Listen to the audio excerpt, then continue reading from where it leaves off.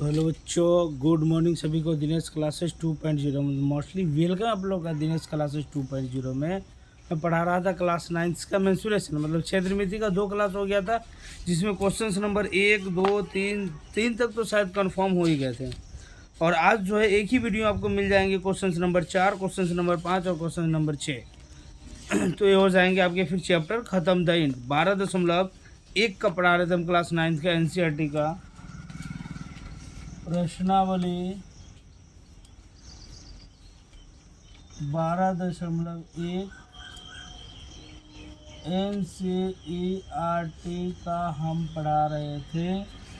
Question number 1, 2, 3 complete हो गया था। आज देखेंगे हम लोग क्वेश्चन नंबर 4 की। क्वेश्चन नंबर 4 क्या कहता है?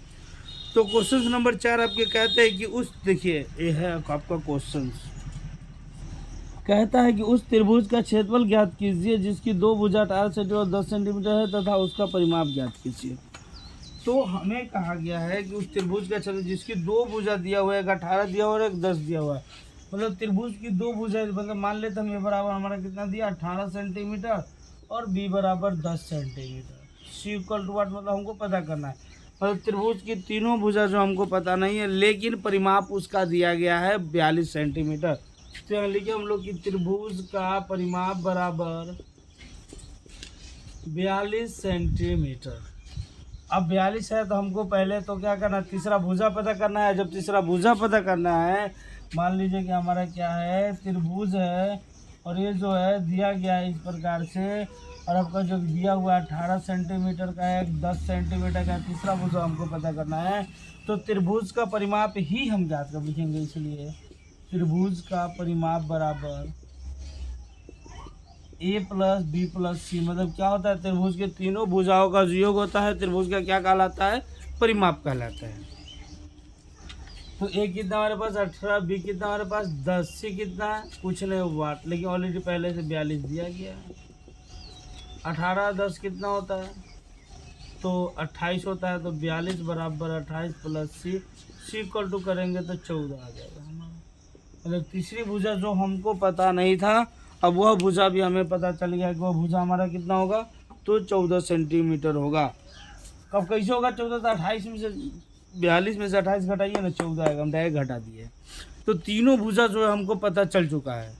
तो अब हमको कहा है कि क्षेत्रफल ज्ञात करने के लिए, तो अब लिखेंगे। अब तो क्षेत्रफल ज्ञात करके हमको क्या चाहिए, अर्ध परिमाप चाहिए। मतलब अर्ध परिमाप हमको चाहिए कन्फर्म, मतलब एस। तो क्या होता है इस बड़ा formula, a plus B plus C अब बटा में 2। तो आप लोग देखिएगा वो यहाँ पर कि a plus B plus c already दिया हुआ पहले से 42 बटा 2 काट देंगे, बराबर कितना गया 21। एस इक्वल टू कितना आया 21। अब हम क्या करेंगे, लिखेंगे विरोध फॉर्मूला से, त्रिभुज का क्षेत्रफल बराबर root under S into S minus A into S minus B into S minus C.